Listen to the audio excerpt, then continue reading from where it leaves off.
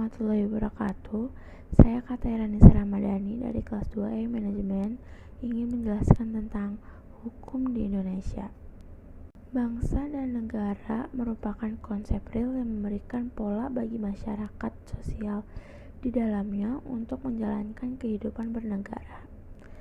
Tatanan sosial masyarakat diatur secara paralel dengan ketentuan dan peraturan yang mengikat dan saling mengikat antara masyarakat secara individu atau sebagai masyarakat sosial.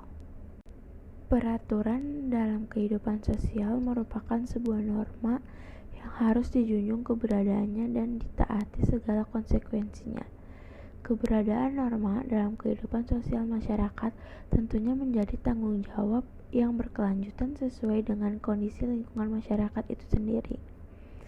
Tujuannya untuk membangun masyarakat yang bertata nilai dengan prinsip keadilan dan kebaikan. Sejarah hukum di Indonesia. Perkembangan hukum yang ada di Indonesia tidak terlepas dari sejarah yang telah berjalan cukup lama. Jika melihat sejarah yang panjang tersebut, hukum yang ada di Indonesia tersebut berasal dari negara Belanda yang dulu pernah menjajah Indonesia.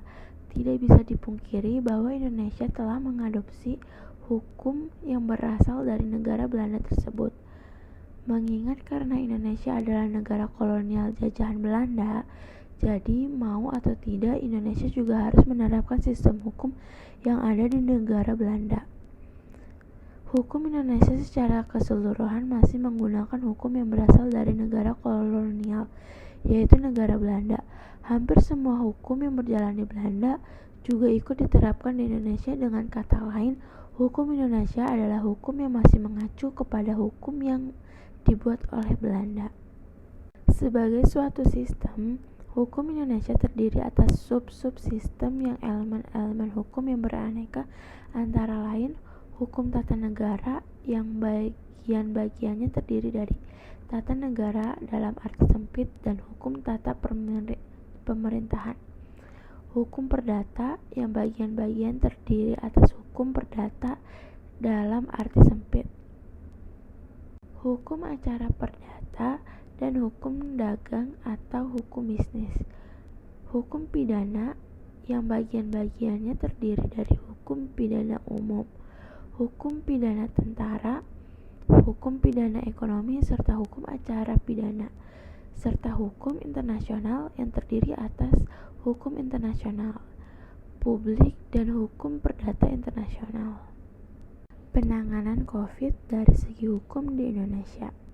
Indonesia pada awalnya memiliki respon yang lambat terhadap pandemi COVID-19 dengan para pemimpin nasional yang menyangkal adanya kasus di negara tersebut hingga awal Maret 2020.